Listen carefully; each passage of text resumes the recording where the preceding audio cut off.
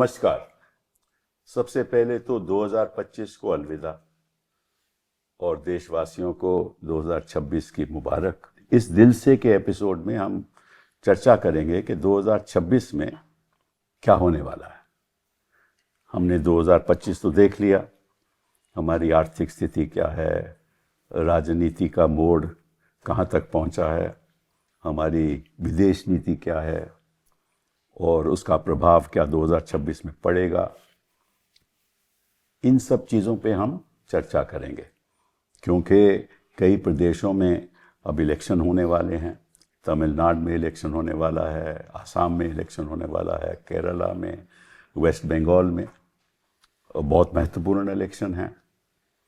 इनका नतीजा क्या होने वाला है, क्या लगता है, और अगर नतीजा भाजपा के पक्ष में गया तो उसका नतीजा क्या होगा, इसके बारे में चर्चा करेंगे। हमारी आर्थिक स्थिति क्या है आज के दिन। अभी तो ऐसा लगता है कि इंटरनेशनल मॉनेटरी फंड भी कहता है कि हमारा जो डेटा है, जो सरकार अपना डेटा आर्थिक स्थिति के बारे में देश के सामने रखती है, उसमें थोड़ा सा खोट भी है, ऐसा कहा जा रहा है, और रोज़गार की बहुत बड़ी प्रॉब्लम है। तो इन चीज़ों पे हम चर्चा करेंगे और साथ साथ में विदेश नीति में क्या हुआ है।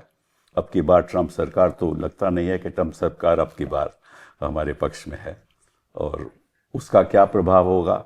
50% टैरिफ्स भी लग चुके हैं, हमारी कई इंडस्ट्रीज़ पे बहुत प्रभाव भी पड़ा है, एक्सपोर्ट इंडस्ट्री पे ख़ास तौर पे, जेम पे, टेक्सटाइल्स पे, और भी ऐसी कैसी, लेदर पे, कई ऐसी इंडस्ट्रीज़ हैं। तो उसका प्रभाव 2026 में क्या पड़ेगा। तो इसलिए हमारे साथ 3 ऐसे लोग हैं जो इन चीज़ों को, उनको बहुत जानकारी है। सबसे पहले तो जयति घोष जी, आपका स्वागत। आप डेवलपमेंट इकोनॉमिस्ट हो, पब्लिक इंटेलेक्चुअल हो, और आपने macro economic policy, gender and development में बहुत काम किया है। अपने वहाँ पढ़ी हैं पीएचडी आपने कैम्ब्रिज से लिया, आपने जेएनयू में पढ़ाया और फिर आपने मैसाचुसेट्स यूनिवर्सिटी में पढ़ाया, एमहर्स्ट में, वहाँ प्रोफेसर ऑफ इकोनॉमिक्स हैं। तो आप अंतर्राष्ट्रीय स्तर पे यूएनडीपी की, अंकटैक्ट की वहाँ एडवाइस भी देती रही हैं, राज्य सरकारों को भी एडवाइस भी देती रही हैं। तो और नेशनल नॉलेज कमीशन की आप मेंबर भी रही। न्यूज़पेपर में आपके आर्टिकल आते हैं तो हम बड़े गौर से देखते हैं उनको। बहुत बहुत धन्यवाद आपका आने का। जयमिनी जी, आप हमारे कॉलेज से हैं, सेंट स्टीवन से, और फिज़िक्स से आप पढ़ के फिर आप डिप्लोमेसी में चले गए और MIT में आपने अपनी डिग्री ली, फिर PhD टफ्ट्स में हुआ और 1976 में आप IFS में आए।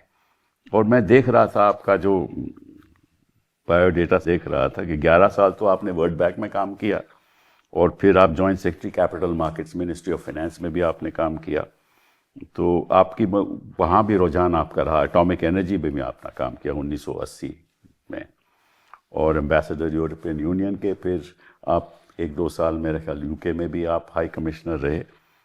तो आपका भी बड़ा स्वागत है। सिद्धार्थ जी, मैं आपके बारे में कहने लगूं तो 5-7 मिनट लग जाएंगे, क्योंकि जिस तरह से आपने अमेरिका में, आपने London School of Economics, Columbia में आप डिग्री ली, NYU में आपने पढ़ाया, और साथ साथ में आप फाउंडिंग मेंबर द वायर के भी हो।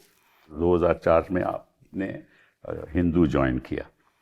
तो कई आपको पुरस्कार मिल चुके हैं। Order of the president Chile का, जो बड़े कम लोगों को मिला है, वो भी आपको मिला है 2006 में। रामनाथ गोयनका अवार्ड। तो बहुत बहुत धन्यवाद आपका। जयति जी, आपसे शुरू करेंगे। हमारी आर्थिक स्थिति आज के दिन 2026 में अगर हम देखना चाहें, क्या रहेगी? नाजुक। अच्छा, अगर एक शब्द में आप पूछना चाहते हैं तो नाजुक। क्योंकि जो IMF ने अब बताया है, ये काफी दिनों से सब लोगों को पता ही है कि हमारे जो सरकारी आंकड़े हैं वो गलत हैं, और गलत काफी तरीके से है। एक तो जो GDP डेटा है जिसके बारे में IMF ने बोला है, वो तो बिल्कुल अनबिलीवेबल है। हाँ, और दिखा रहे हैं कि जब 5 से 8% हर साल, जो पिछले 10 साल में जो बढ़ावा हो रहा है, वो बाकी सारे इंडिकेटर में नहीं आती है। न वो आती है फ्रेट ट्रैफिक में, न वो आती है जीएसटी कलेक्शन में, न वो आती है जैसे जैसे लोग देखते हैं जिन आंकड़ों को मतलब साथ साथ बढ़ना चाहिए वो उस तरफ बढ़ते नहीं हैं, वो 3-4% मैक्सिमम बढ़ रहे हैं। और रोजगारी जो आपने कहा, हाँ, that is the biggest problem. मैं तो कहूंगी कि एम्प्लॉयमेंट संकट में है, समस्या नहीं संकट है फिलहाल, क्योंकि दिखा रहे हैं कि काफी एम्प्लॉयमेंट बढ़ चुका है हमारे देश में पिछले 10 साल में।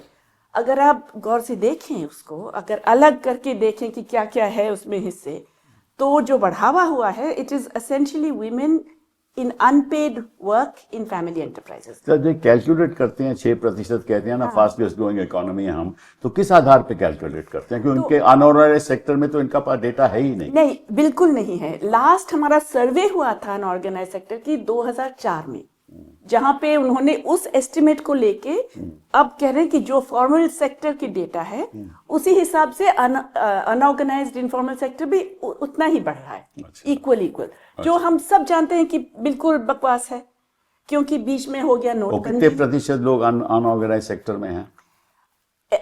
एम्प्लॉयमेंट के हिसाब से कम 80-85%। तो अगर 80-85 का डेटा ही नहीं है तो फिर आप कैसे कैलकुलेट? एम्प्लॉयमेंट के लोग जितने हैं, हाँ, तो फिर कैसे आप कैलकुलेट करोगे जब मालूम नहीं? तो नहीं, ऐसे ही बोलते हैं कि मान लीजिए कि हमारे जो फॉर्मल सेक्टर का डेटा है उसको लेके हम अंदाज करते हैं कि अनऑर्गेनाइज भी उतना ही बढ़ रहा है, इक्वल बढ़ रहा है। अच्छा, वो तो हो ही नहीं सकता। बिल्कुल हो ही नहीं सकता और हुआ भी नहीं है।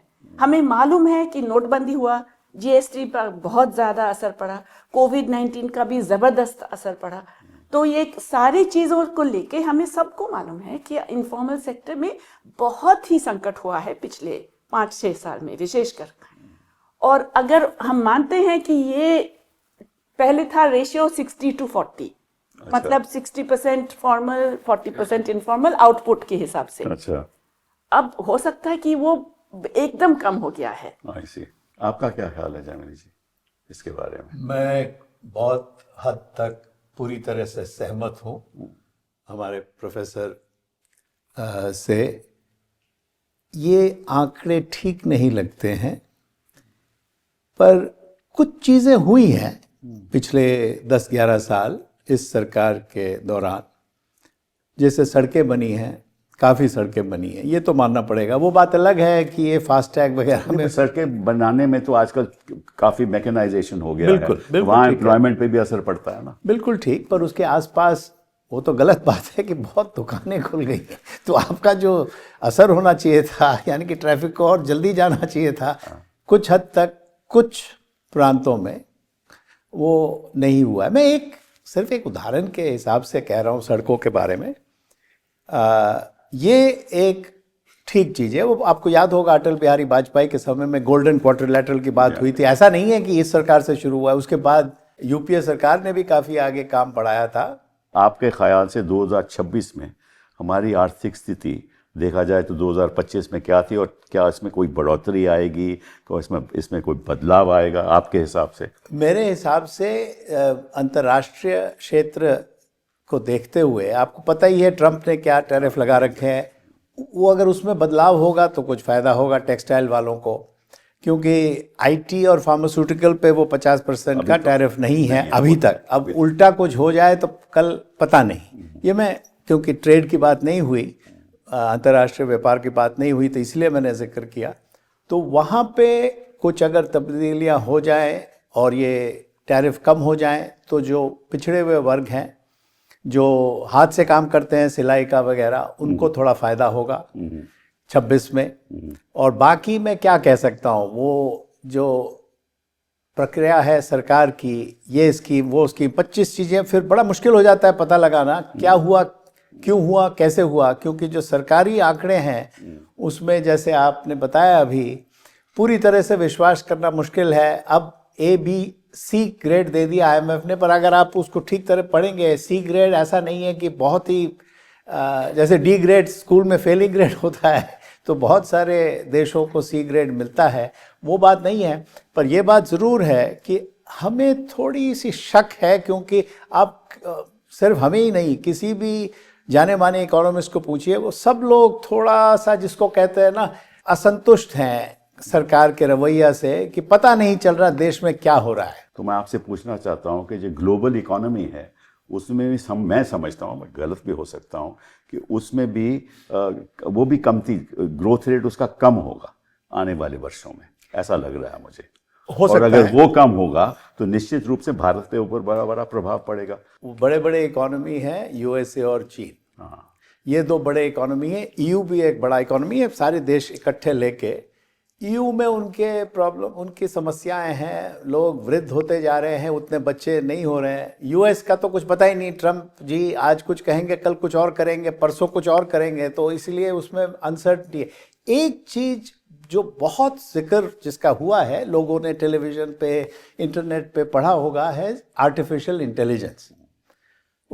ये दो शब्द ही अजीब है, आर्टिफिशियल इंटेलिजेंस। तो इंटेलिजेंस तो ठोस होना चाहिए, आर्टिफिशियल नहीं होना चाहिए। कई लोगों का कहना है कि ये बहुत क्या कहते हैं, पैसे खींच रहा है, इन्वेस्टमेंट बहुत हो रहा है, उस मात्रे में उसका रिटर्न होगा कि नहीं। मैं एक चीज़ ले रहा हूँ जो बहुत सारी देशों में बात जिसकी हो रही है, हमारे देश में भी, तो वहां तो अमेरिका और चाइना कहीं कहीं आगे है, हमसे सबसे आगे है, पर उसका प्रभाव जैसे आपको पता ही है, कोई भी टेक्नोलॉजी बहुत आगे बढ़ता है तो धीरे धीरे बाकी देश भी उसका फायदा लेते हैं। तो हमारे देश में भी होगा, क्योंकि आईटी के एरिया में बाकी क्षेत्रों से छोड़कर हम थोड़ा बहुत आगे बढ़े हुए हैं। उतना पीछे नहीं पड़े हुए जैसे कि गाड़ी बनाने में वो है। तो सर्विस इंडस्ट्री हुई। हाँ, मैंने तो जी उसमें- IT हमको कोई हमारे कोई ऐसे कॉन्सेप्ट्स नहीं हैं जिससे हम, देखिए हम तो सर्विस करते हैं, जो बाहर के जो लोग हैं उनका प्रॉपर्टी उनकी है और सर्विस हम करते हैं, वो IT सेक्टर है बिल्कुल आप ठीक कह रहे हैं। हमारा। हाँ, बिल्कुल बिल्कुल। और एम्प्लॉयमेंट में उसका कोई खास फर्क नहीं होता है। पर मैं कहता हूं अगर उसमें क्रैश हुआ किसी हिसाब से, तो उसका मैं अब क्या बोलूँ, अंग्रेजी में बोलूँगा, उसके रिवर्बरेटिंग, यानी AI की वजह से क्रैश होगा। नहीं होगा कि नहीं, अगर मुझे पक्का पता होगा। होता तो मैं वो सारे स्टॉक्स बेच डालता आज और बहुत पैसे बनाता। पर आपको पता है ये बताना मुश्किल है, पर उसका जो असर होगा बाकी क्षेत्रों में भी होगा। सिद्धार्थ जी, आपसे मैं एक बुनियादी बात पूछना चाहता हूँ।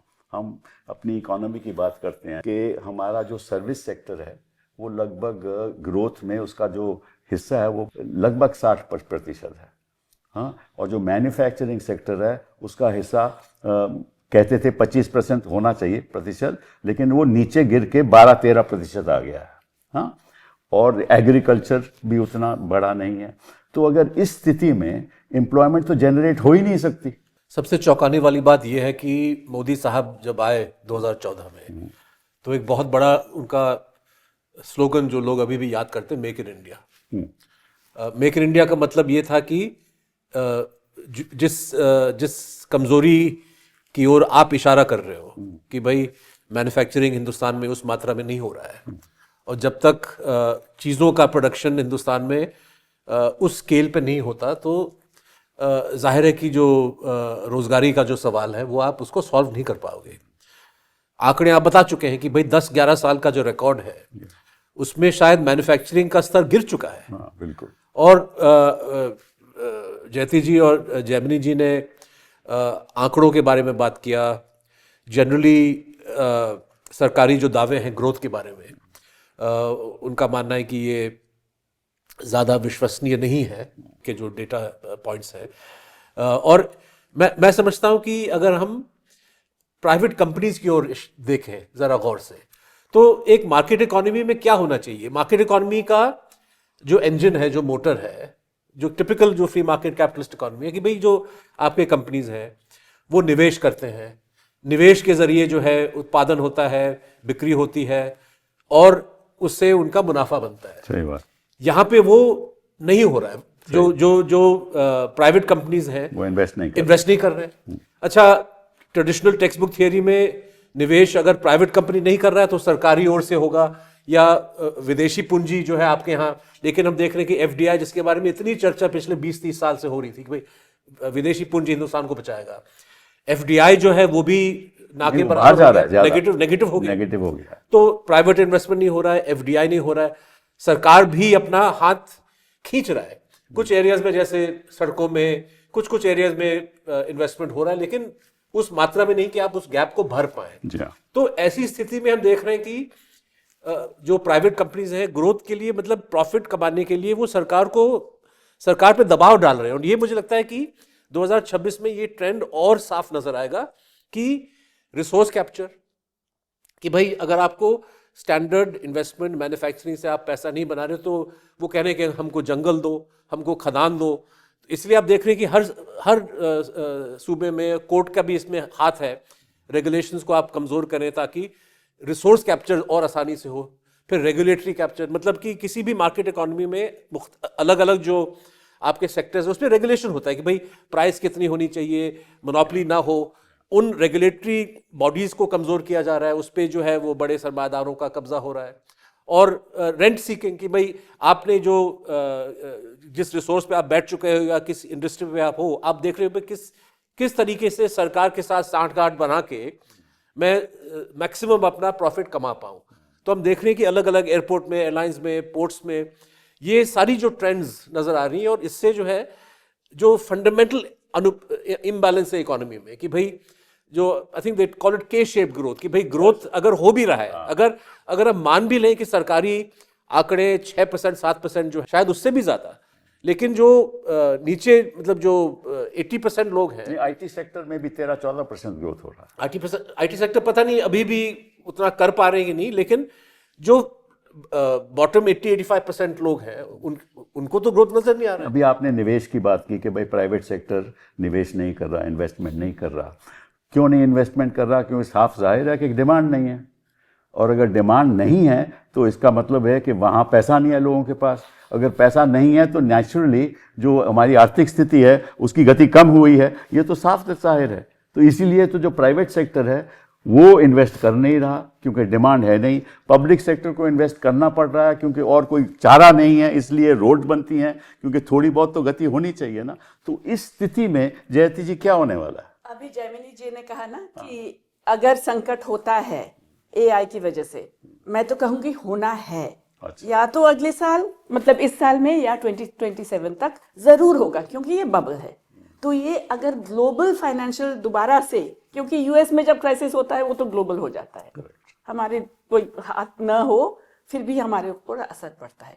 अगर एक ग्लोबल क्राइसिस हो गया तो हमारा जो अभी सिद्धार्थ बता रहे थे ना कि ये जो ओवरऑल स्टैग्नेशन का जो एक सीन है वो और भी ज़्यादा खराब हो जाएगा।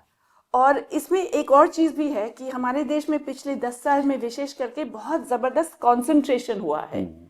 ये एक तो बात सही है कि के शेप टॉप 10% वर्सेस बाकी सारे, मगर उस के शेप के अंदर भी बहुत अजीब सा एक चीज़ है।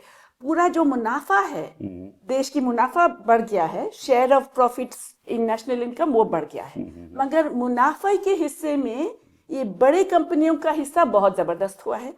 अब बड़े कंपनियों, 100 कंपनी आप मान लीजिए, सबसे बड़े 100 कंपनियों के हिस्से में बड़े 10 कंपनियों जो कॉन्ग्लोमरेट हैं उनका शेयर बढ़ गया है, और इन बड़े 10 कंपनियों में से 3 कंपनियों का शेयर बहुत ज्यादा बड़ा है। तो ऐसा अजीब सा कंसंट्रेशन पहले इतना कभी नहीं हुआ हमारे देश में। इसका जो असर है वो असर राजनीतिक दौर पे भी होता है, क्योंकि पैसे के साथ शक्ति भी आती है ना। हाँ, कि अगर मैन्युफैक्चरिंग हो नहीं रही, हाँ, ठीक है, और तो जो लोग हैं उनको तो बेरोजगार हो गए, 30-40% लोग लगभग बेरोजगार, वो भी युवा लोग, तो फिर वो वापस एग्रीकल्चर सेक्टर में जा रहा है क्योंकि और तो कोई जगह नहीं है। आप देख लीजिए हमारे एम्प्लॉयमेंट के आंकड़े वही दिखा रहे हैं, और वो भी दिखा रहे हैं कि औरतें जो घर में अपने हाउस होल्ड एंटरप्राइज में काम करते हैं उनको वो भी डाल दिया है एम्प्लॉयमेंट में। तो एम्प्लॉयमेंट के आंकड़े जो बढ़ रहे हैं, हाँ, वो महिलाओं के बढ़ रहे हैं, महिलाओं के, और ये सारे हाउस होल्ड एंटरप्राइज में अनपेड। कपिल जी, आप याद करिए, शायद 3-4 हफ्ते पहले की बात है, उड़ीसा से एक तस्वीर आई थी जहां पे मुझे याद नहीं कौन सा सरकारी महकमा था, जो इम्तिहान एक कुछ रिक्रूटमेंट वगैरह हो रहा था, इतनी भारी मात्रा में लोग पहुंचे कि एयरफील्ड पे बिठा के सबसे जो है एग्जाम्स लिखवा रहे थे कि मतलब वैकेंसी शायद 200 थे, 2 लाख के करीब लोग आ गए, तो कहाँ बिठाइएगा। मतलब ये इतनी मतलब वो एक पिक्चर जो है हिंदुस्तान की जो इकोनॉमिक क्राइसिस है, मुझे लगता है कि उससे ज्यादा बेहतर कोई चीज नहीं दर्शा रहा है। अब ये कहते हैं कि हमारे अनएम्प्लॉयमेंट रेट 7-8% है, लेकिन एक्चुअली जो मैं समझता हूँ वो लगभग 17-18% है। और भी ज्यादा होगा, और युवाओं में तो कम से कम 25-30 भी हो सकता है। तो ये केवल अनएम्प्लॉयमेंट की बात नहीं है, बट जैसे मतलब कि अंडर एम्प्लॉयमेंट की भी अंडर बात है। एम्प्लॉयमेंट बहुत है, और ये सही शब्द आपने इस्तेमाल किया। मेरे हिसाब से हमारे देश में कोई भी अनएम्प्लॉयड नहीं है। अब अचंभित हो जाएंगे नहीं, सही बात है। अरे कैसे अनएम्प्लॉयड हो सकते, वो खाना कहाँ से खाएगा?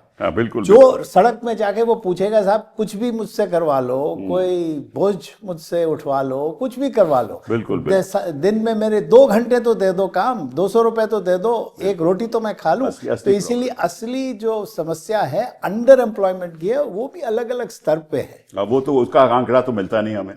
कभी आपको बताएंगे नहीं वो कोई भी, और आपको आंकड़े तभी मिलेगा जब कोई जाके एम्प्लॉयमेंट एक्सचेंज पे दर्ज करेगा अपने आप को, वरना तो किसी तो ये स्थिति 2026 में इम्प्रूव होने वाली है कि नहीं? कपिल, मुझे लगता है कि नहीं होगी। कपिल जी, आपने सर्विस सेक्टर की बात की। सर्विस सेक्टर में 31 दिसंबर को जो गिग वर्कर्स कहलाते हैं, उन्होंने एक स्ट्राइक करने की कोशिश की। क्यों? क्योंकि उसमें इतना मतलब एक्सट्रीम एक्सप्लॉयटेशन हो रहा है डिलीवरी वर्क, मतलब डिलीवरी जो जॉब्स हैं, कि उन्होंने कहा कि भाई कुछ तो इस पे कंट्रोल होना चाहिए।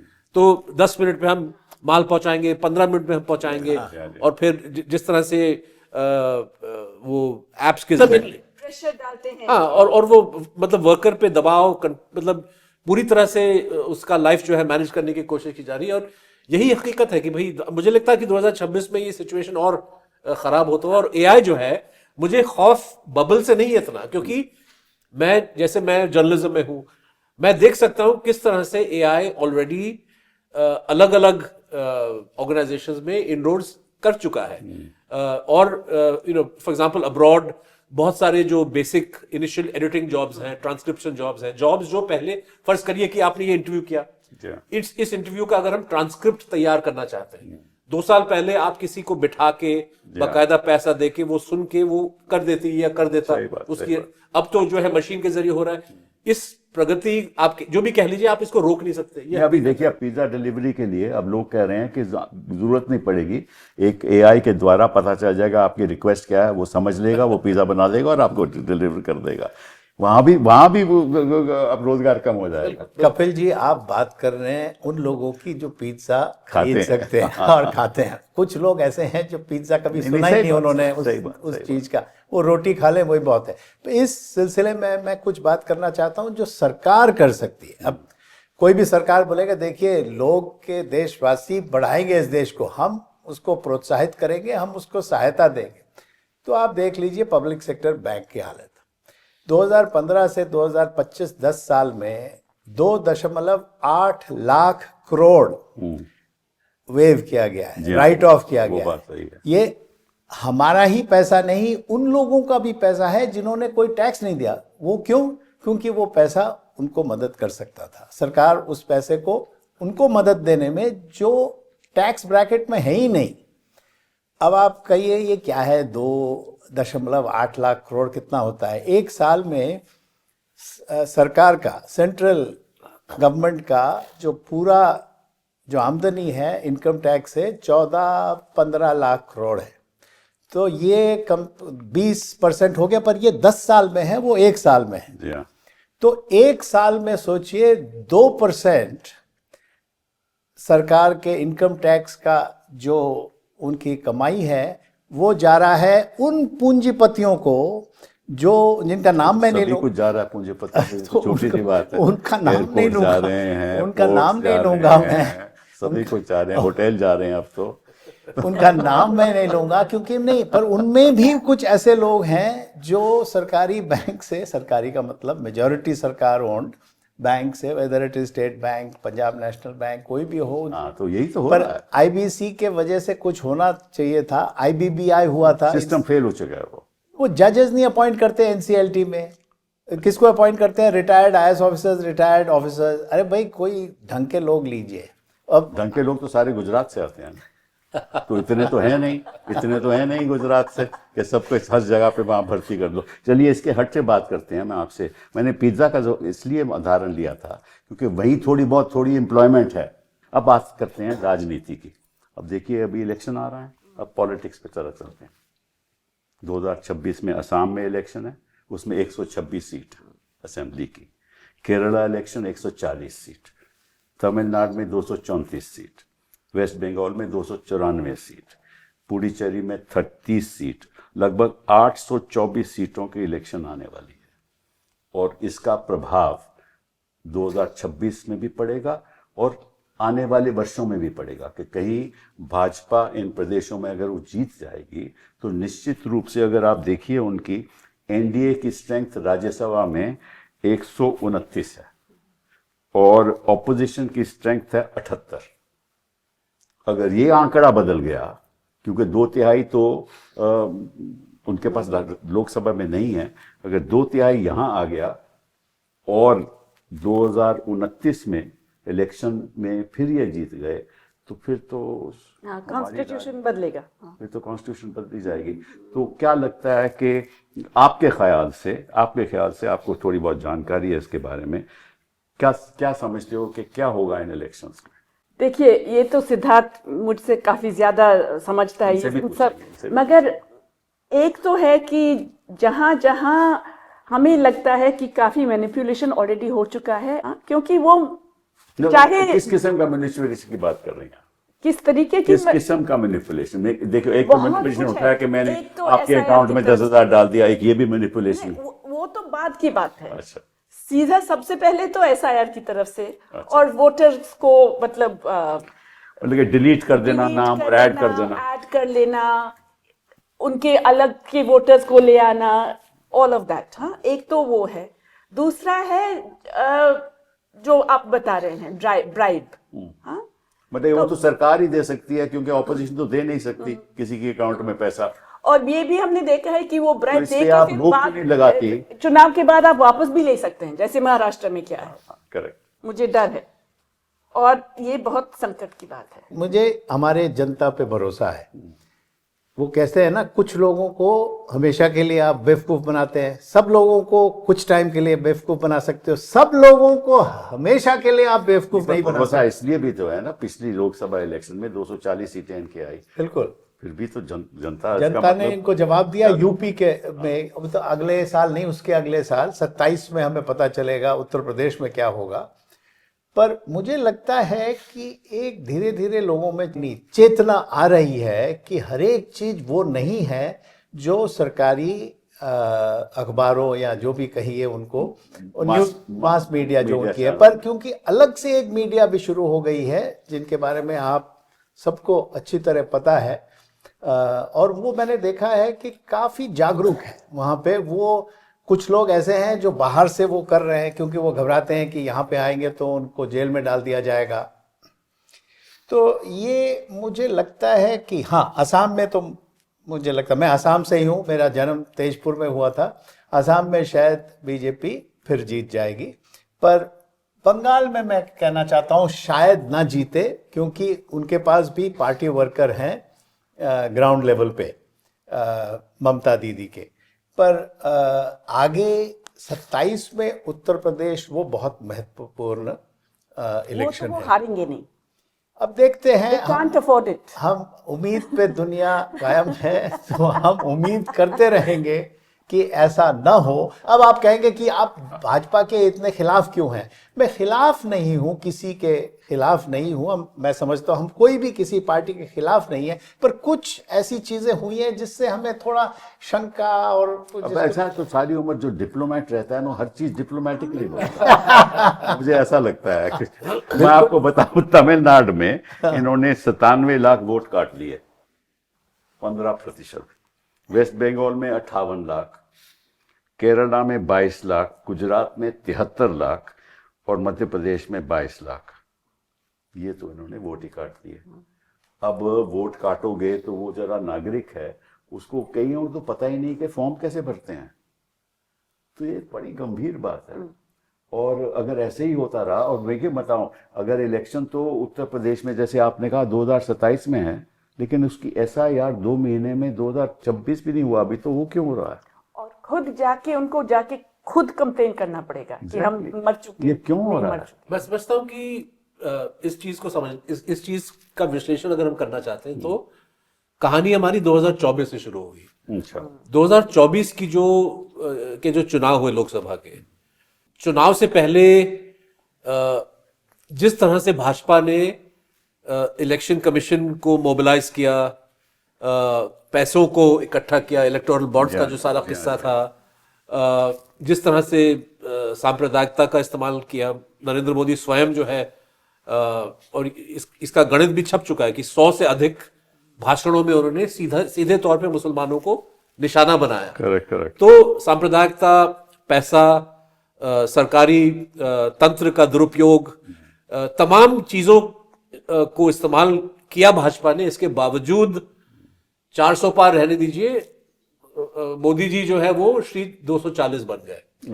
भाजपा जो है वो उनकी मेजॉरिटी खत्म हो गई।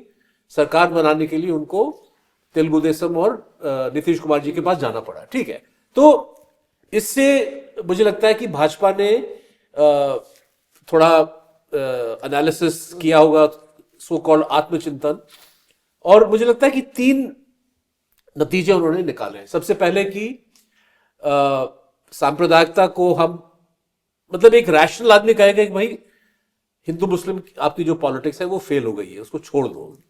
लेकिन ये लोग समझते हैं कि नहीं, हमने जितना हमको करना चाहिए था हमने नहीं किया। और करना। और हम देख रहे हैं कि 2024 से बल्कि 2025 अगर किसी एक चीज के लिए माना जाएगा तो इतनी तेजी से जो है सांप्रदायिकता का इस्तेमाल जिस तरह से किया जा रहा है मुसलमानों के खिलाफ, क्रिश्चियंस के खिलाफ, अभी देखा हमने क्रिसमस टाइम के दौरान, तो ये मुझे लगता है कि भाजपा कम्युनलिज्म को और शार्पन करेगा। दूसरा कि वोटर, ये जो ब्राइबरी का जो है, आपने देखा महाराष्ट्र में पैसा दिया।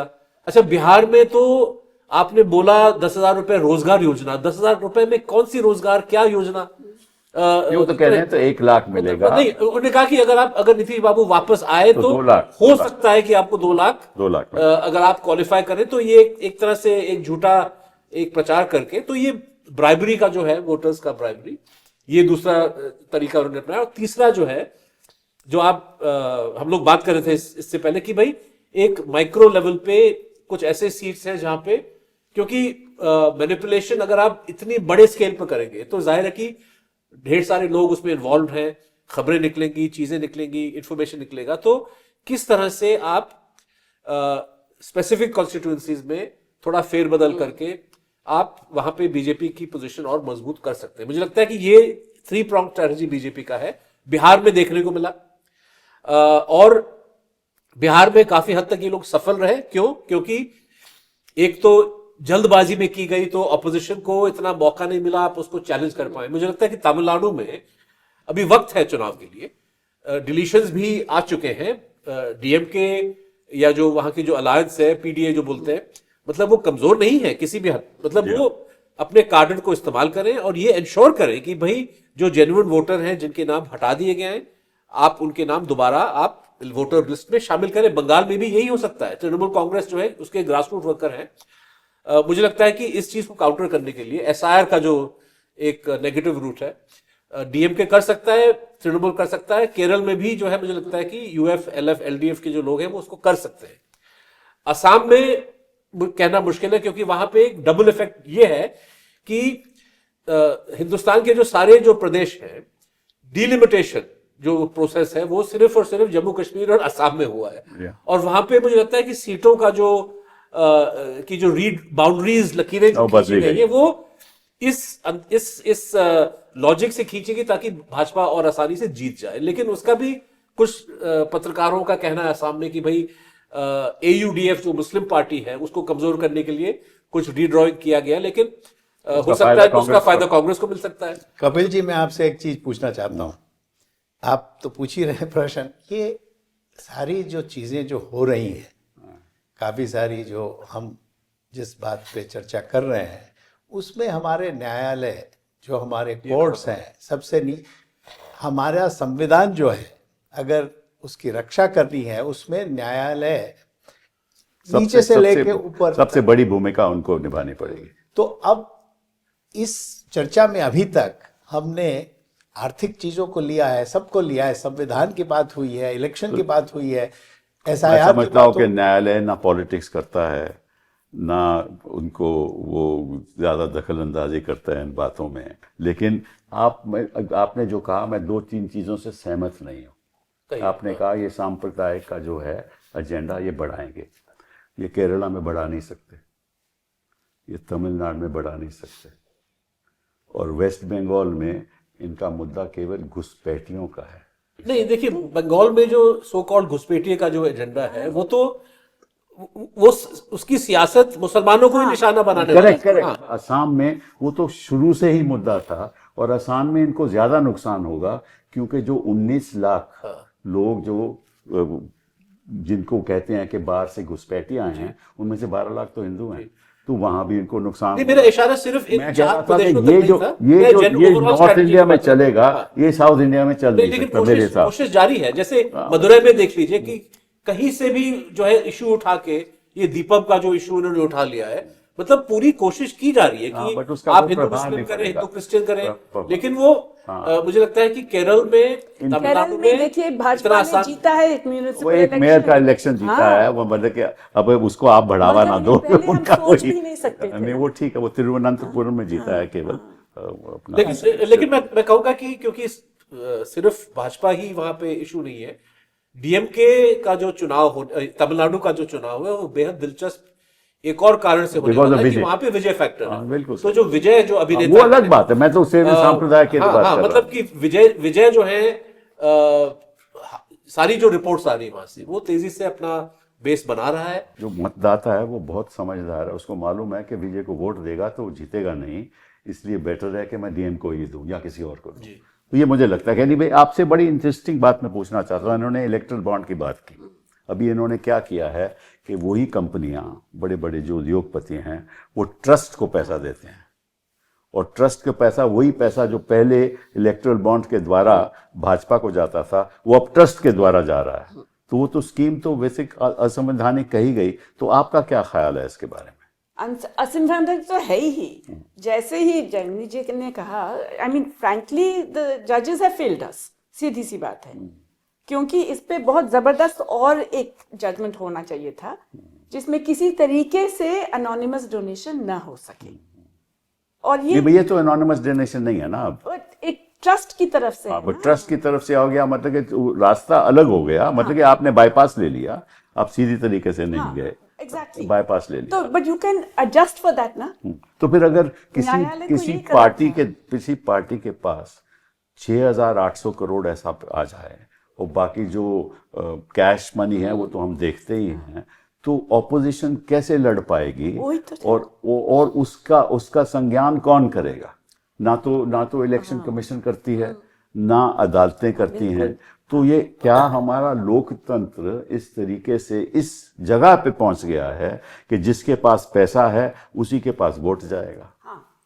तो आप ये तो बहुत गंभीर बात है, वही तो मैंने वो कहा। राजनीति के लिए बहुत इसके बारे में तो अम्बेडकर जी ने शायद 1950 या 51 में चेतावनी दी ना कि भाई इकोनॉमिक डेमोक्रेसी जब तक आप नहीं सोशल लाओगे, हाँ। तब तक जो है पॉलिटिकल डेमोक्रेसी आप उसको कायम नहीं कर पाओगे, बरकरार नहीं रख पाओगे। तो ये तो बढ़ावा दे रहे हैं। नहीं, देखिए और भी चीजें हैं ना। आप कह रहे हैं कि बस इलेक्टोरल बॉन्ड, मगर इलेक्टोरल बॉन्ड तो एक टाइनी फ्रैक्शन है भाजपा के पैसा के Tiny हिस्से fraction में। में आपको क्योंकि देखिए आप बता रहे थे ना कि क्या कर रहे हैं, वो रास्ता बना रहे हैं क्योंकि कुछ तो करना है, और रास्ता क्यों और बढ़ाते हैं? क्योंकि सबसे ज्यादा पैसा उसी में मिलता है, रास्ता बनाने की टेंडर। नहीं, किसी भी सिस्टम में क्विड प्रो को तो होता ही है ना, जो पैसा देगा वो पैसा लेगा, ये तो है ही है। ये क्विड बहुत ज्यादा बढ़ गया, मैं यही कह रही हूँ।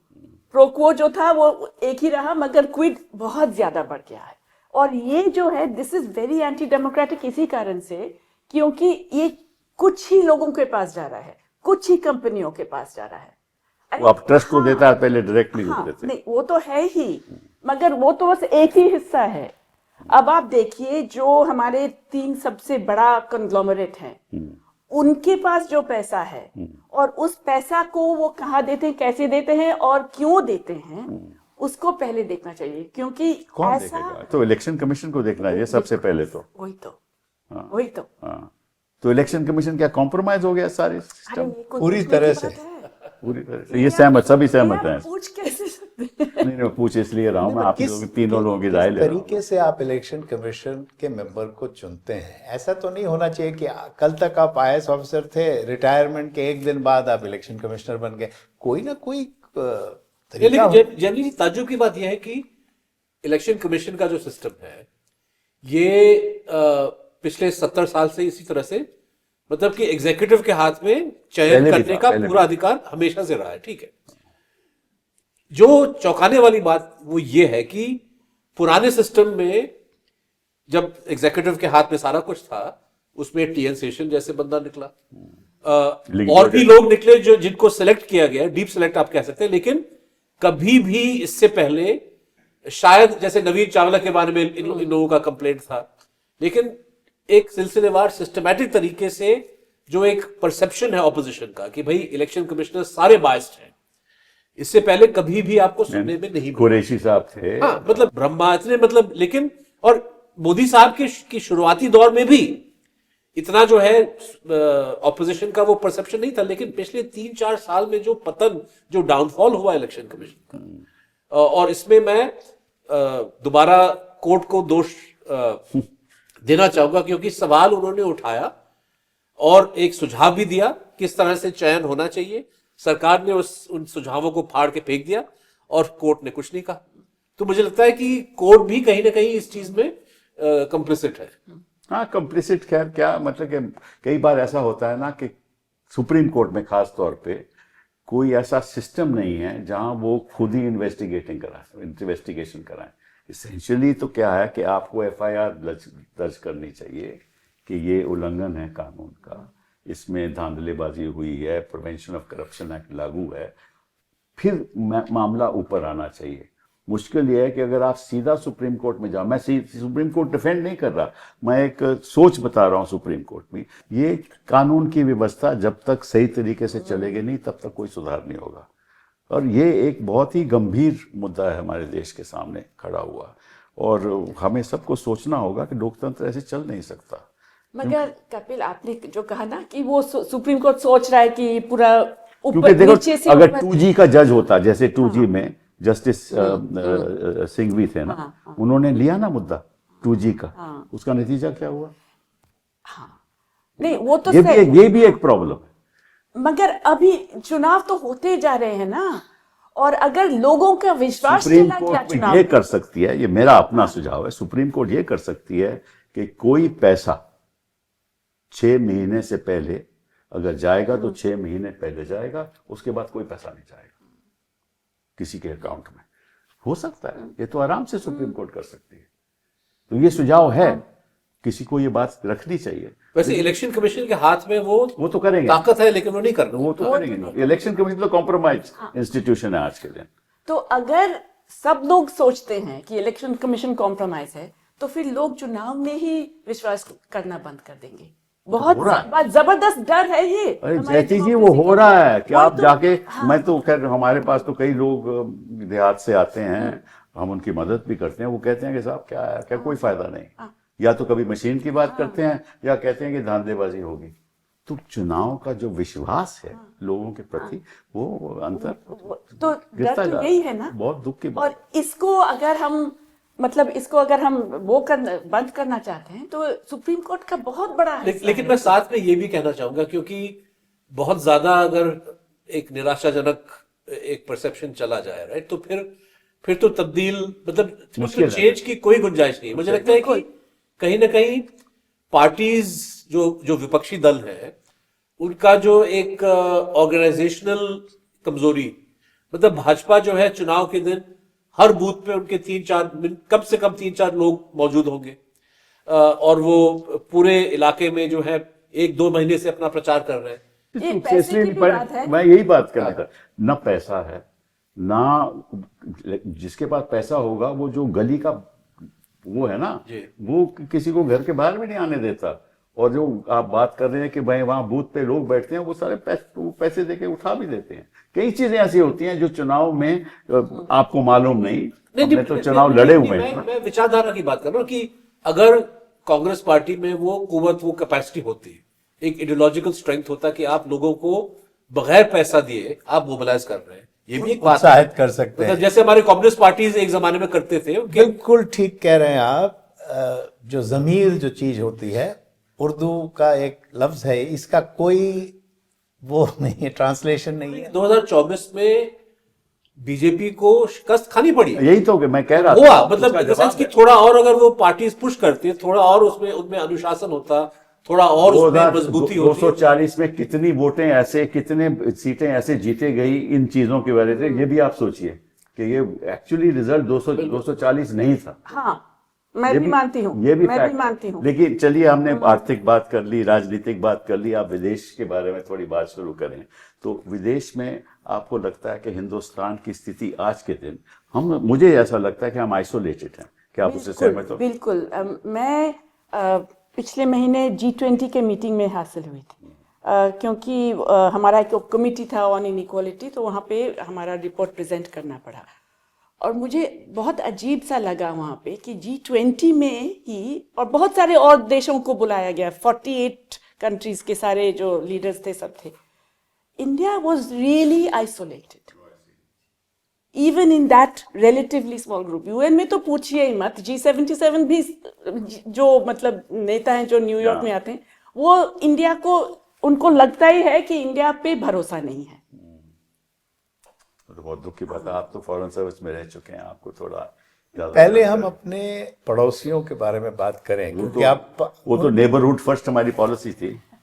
पड़ोसी के बगैर फर्स्ट एनिमीज। आप सोचिए बांग्लादेश के अब क्या हो रहा है। मुझे तो समझ में नहीं आया कि आपने सारे अंडे आपने शेख हसीना के चोली में क्यों डाल दिए। वो गलत बात थी। 2019 के जो इलेक्शन हुए थे वो ठीक नहीं थे। बीएनपी ने बॉयकॉट किया था, आपने कुछ नहीं कहा था।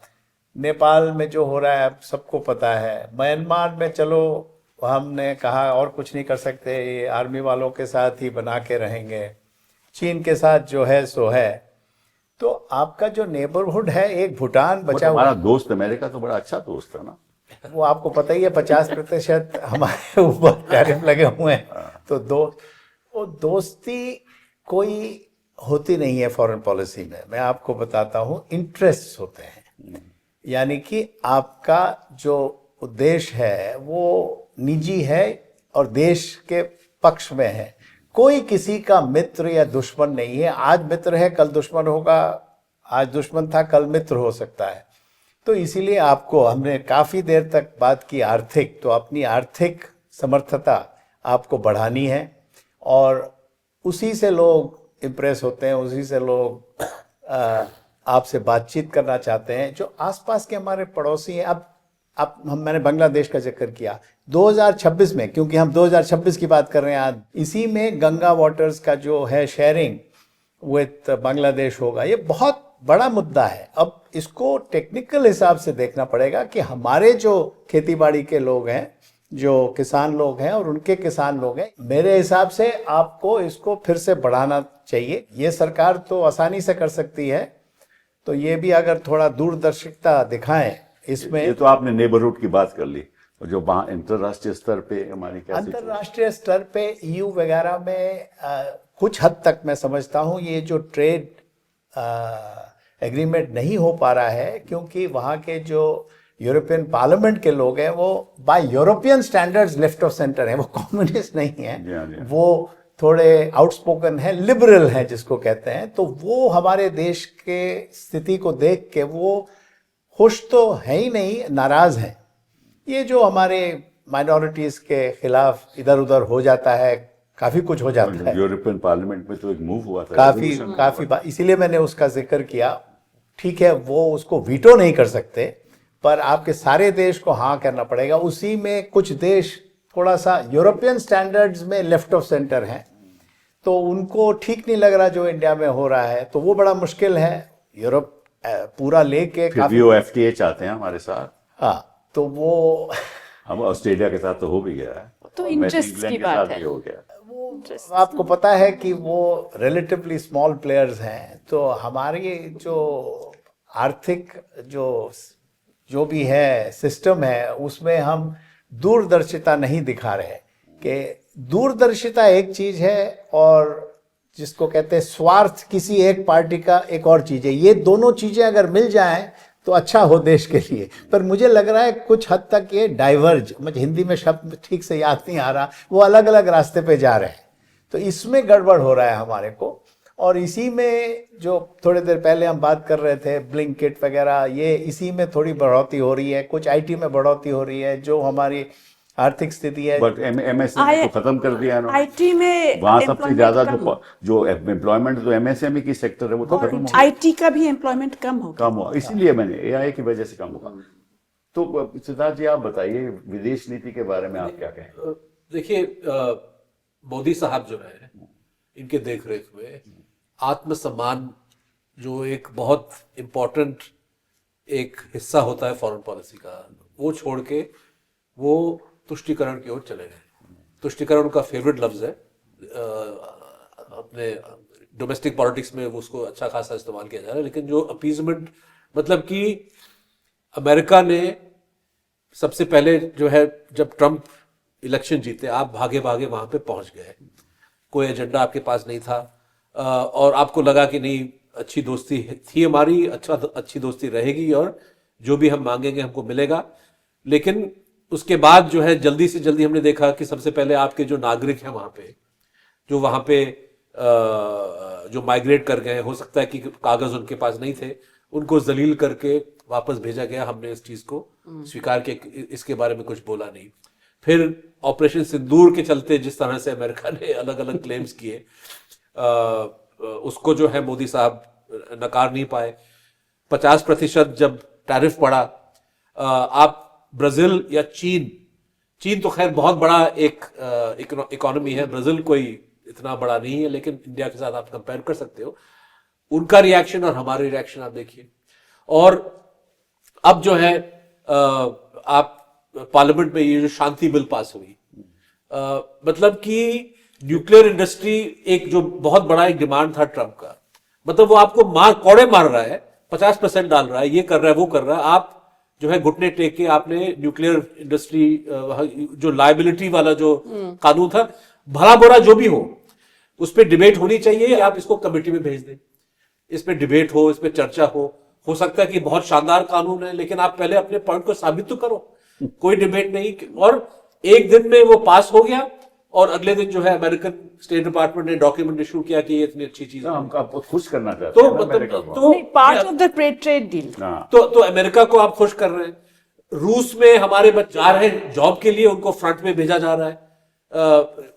20 के आसपास लोग मरे हैं, उनको वापस आप नहीं बुला पा रहे हो, लेकिन आप पुतिन की प्रशंसा दिन रात कर रहे हो।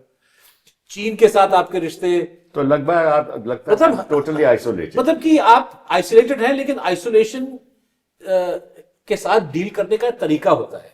ये नहीं कि आप भागे भागे आप रूस के पास चले गए, चीन के पास चले गए, अमेरिका के पास चले गए। जो आपकी जो नेचुरल कंस्टिट्यूएंसी है वो ग्लोबल साउथ, उसको आपने 10 साल से निगलेक्ट किया। ऐसा नहीं है कि हिंदुस्तान के पास ऑप्शंस नहीं है, बहुत सारे ऑप्शंस हैं। आपने 10 साल वेस्ट किया, आप सिर्फ एक दिशा में चले गए क्योंकि आपको लगा कि अमेरिका के साथ अगर हम अपना जो है अरेंजमेंट करें तो सारी चीजें, सारे दरवाजे खुल जाएंगे। आपने ईरान को निगलेक्ट किया, आपने नेबरहुड को निगलेक्ट किया। तो जल्दी आप उसको रिपेयर नहीं कर सकते, लेकिन कम से कम दिशा तो तय करें। और मुझे नहीं लगता कि इस सरकार ने अभी तक कोई ऐसा ठीक तरह से सोचने की कोशिश की है कि किस तरह से हम आत्मसम्मान और जो नेशनल इंटरेस्ट है इसकी रक्षा करते हुए हम आगे बढ़े। और जेमिनी ने बहुत सही कहा कि हम नेबरहुड से स्टार्ट करें। मतलब यहाँ पे भूटान, बल्कि भूटान भी मैं मानता हूं कि जो रिश्ता आपका रहा था पहले, वो थोड़ा उसमें वो रिश्ता नहीं रहा, बल्कि लोग कहते हैं कि भूटान को यदि मौका मिला तो वो जल्दी से जल्दी अपना सरहद चीन के साथ तय कर लेगा, जो अभी तक रोक के रखा है, क्योंकि वो हिंदुस्तान को ऑफेंड नहीं करना चाहता। तो जो रिलेशनशिप होना चाहिए साउथ एशिया में, वो हम नहीं कर पा रहे। बांग्लादेश के साथ, नेपाल के साथ, अब श्रीलंका में एक वहां पे सरकार चुन के आई है, मालदीव्स के थोड़ा सा रिपेयर किया आपने। तो ये रीजनल जो है इसको आप मैनेज नहीं कर पा रहे हो। वाइडर रीजन में जो सारा आपकी पॉलिसी इजराइल के पक्ष में रहा है, गाजा के बारे में आपने कुछ कहा नहीं, बल्कि आपने आप उन देशों में से थे जिन्होंने वेपन हथियार को जेनोसाइड के दौरान आपने बेचे इजराइल को। जी हाँ। तो ऐसी विदेश नीति अगर आप चलाओगे तो मतलब इसका लबोलबाव यही हुआ कि आर्थिक स्थिति हमारी अच्छी नहीं है, और मालूम नहीं कि वो रोजगार बढ़ने वाला है 2000। मालूम है कि नहीं बढ़ने वाला। हाँ, रोजगार नहीं बढ़ने वाला। और जहाँ तक हमारी पॉलिटिक्स का सवाल है, अगर सीईसी रोक नहीं लगाती तो उसमें भी नतीजे ऐसे हो सकते हैं जो भाजपा को फायदा दें। और विदेश नीति में तो हम टोटली आइसोलेटेड है। तो 2026 में सूरज हिंदुस्तान में अच्छी तरह से निकलेगा, ये बड़ा भारी सवाल हमारे के साथ। पहले प्रदूषण तो दूर करें। ताकि हम देख पाए, सूरज को देख पाए। दिल्ली की मुख्यमंत्री प्रदूषण को टेम्परेचर बोलती है। प्रदूषण केवल हवा में ही नहीं है, प्रदूषण तो हर जगह है। और सब दूर तो हमें सभी जगह करना पड़ेगा, और इस देश के जनता जो है वही करेगी। बहुत बहुत धन्यवाद आपका। Thank you. धन्यवाद।